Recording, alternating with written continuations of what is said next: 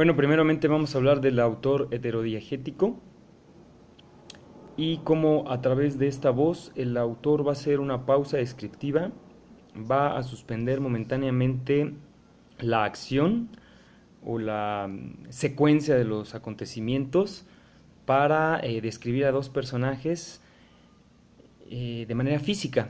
Esto quiere decir que va a ser una descripción clasificada como prosopografía, según el Diccionario de Retórica y Poética de Elena Beristain.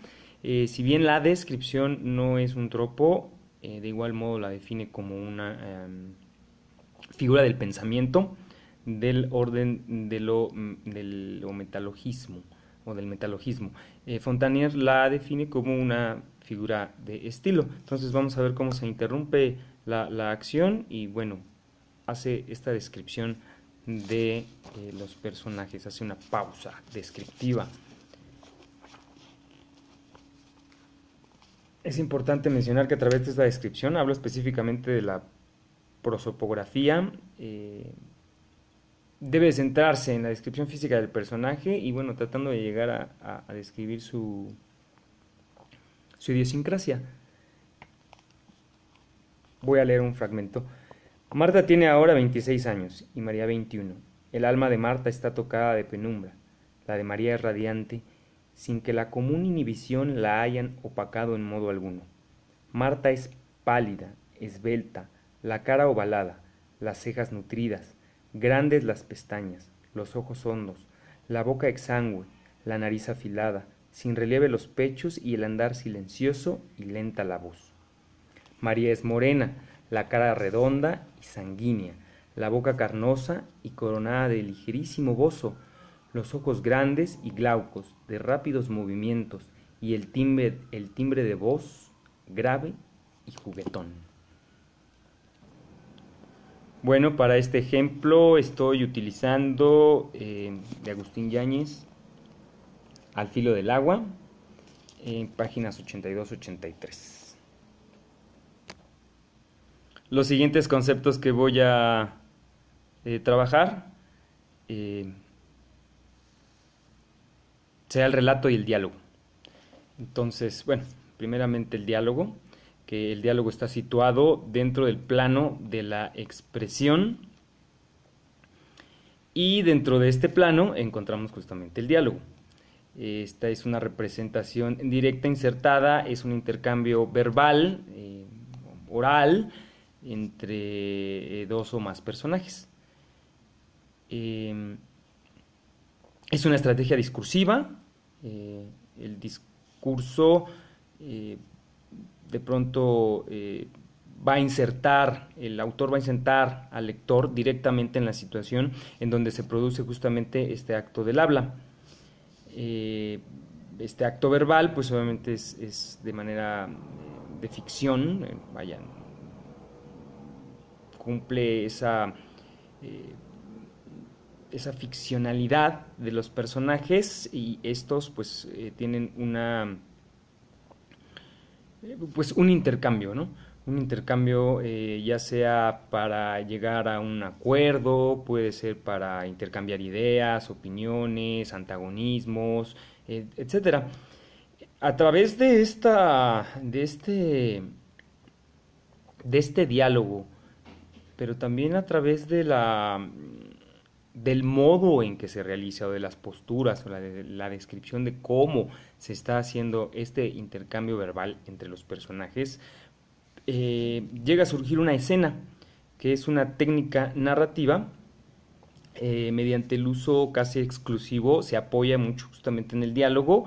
Esto le va a dar ritmo narrativo y va a equilibrar el desarrollo de la historia y el discurso, le va a dar un equilibrio. Entiéndase relato en la obra narrativa pues como este plano de expresión, de la misma forma que la historia lo tiene en el plano del contenido. El ritmo lo vamos a encontrar como la categoría de la temporización narrativa, por la que se contrasta pues la amplitud cronológica del tiempo de la historia El tiempo de la historia se va a medir, va a ser mesurable en pues horas, días, años, etcétera.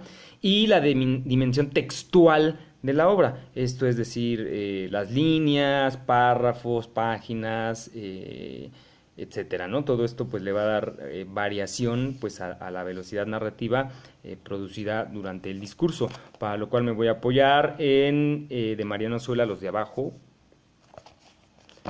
y leo.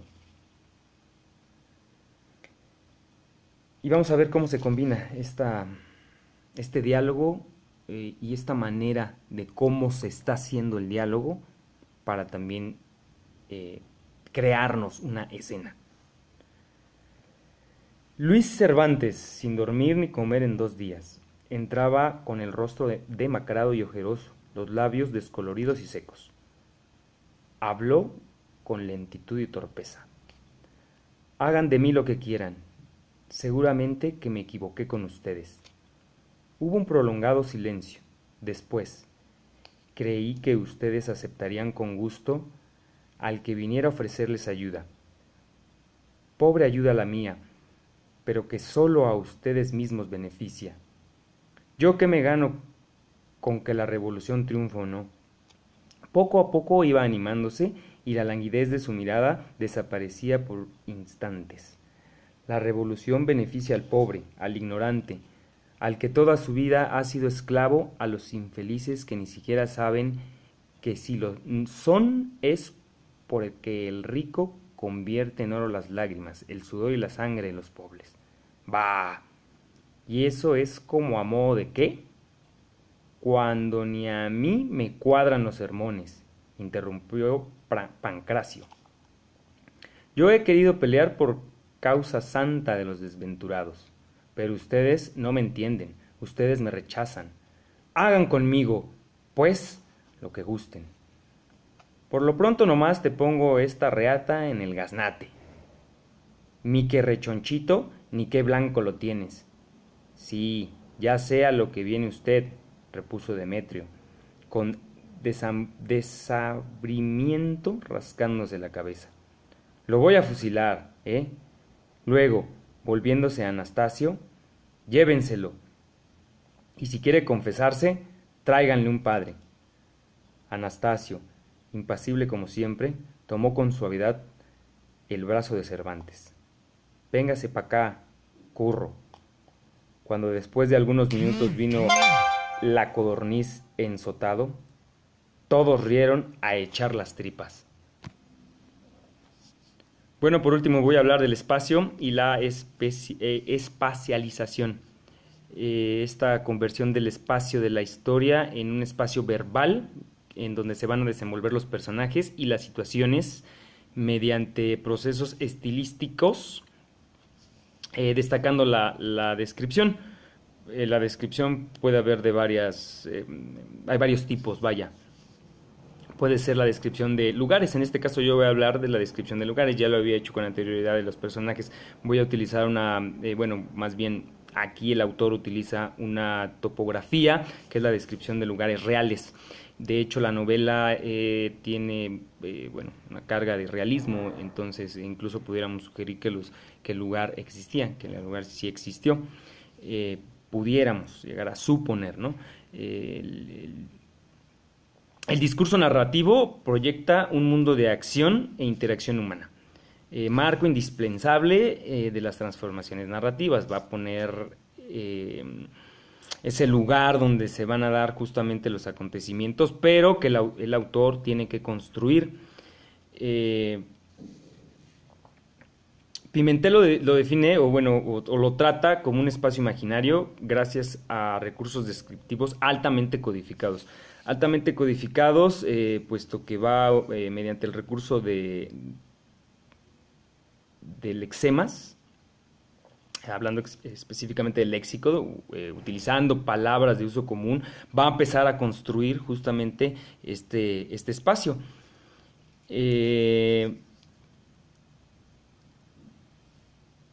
Hay un aspecto, obviamente aquí figuran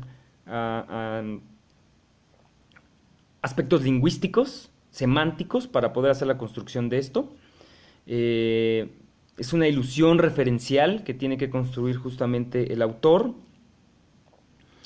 mediante nombres y después poniéndole adjetivos. Es como también un autor puede llegar a la descripción justamente de su espacio. ¿Qué quiero decir con esto? Puede nombrar una mesa, ya dio el nombre y después se va a encargar justamente de describir esa mesa mediante adjetivos. Va a contar o va a dar cuenta de lo que es la forma, el tamaño, la textura, la cantidad.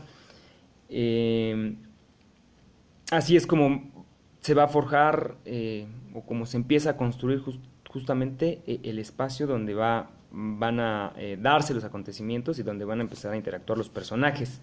Entonces va a haber una figuración que es justamente hablando específicamente de temas de figuras, va a tocar figuras y después va a haber una iconización, esto es decir, ya que están las figuras, entonces las va a empezar a dotar de atributos, ¿de acuerdo?